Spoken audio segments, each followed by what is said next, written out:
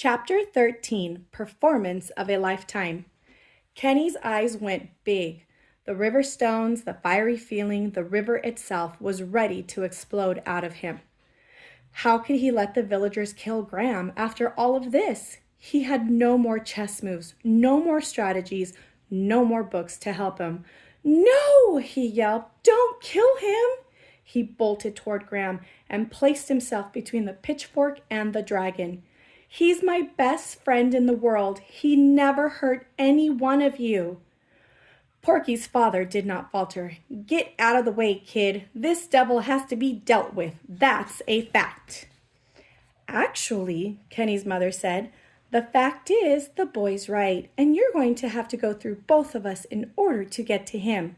She stood behind her son, between the pitchfork and the dragon. And me too, the wizard said, removing his hat and revealing the familiar face of Kenny's father. He took his place behind Kenny, next to his wife, and placed both his hands on his son's shoulders. The audience was dead silent. Porky's father wavered a bit, but held his ground. Next, George and Charlotte took their place behind Kenny's parents. Now they were all standing between the weapon and Graham. Of course they're all standing there, Porky's father shouted to the crowd. This is the part of their little show, but this monster has to die before he kills one of us. Then Porky himself walked up and stood next to Kenny. He said to his ruffian father, It was a really cool battle. Do we have to kill him, Pa? Porky's father blinked and stepped back. Silence. Not even the crickets were chirping. All Kenny could hear in his head was his own breathing, which panted in time with the sound of the dragon's immense heart beating rapidly. Oh gosh, Kenny thought, Graham's nervous, and when he's nervous, hick! The fireball puffed out of the dragon's mouth and engulfed Porky's dad. The dumbfounded lout stood there blinking, trying to comprehend what had just happened. All the hair had been singed off his body, and the tips of his ears were smoking. From the back of the audience there came a hearty, loud laugh and a single clapping. Encore! Encore!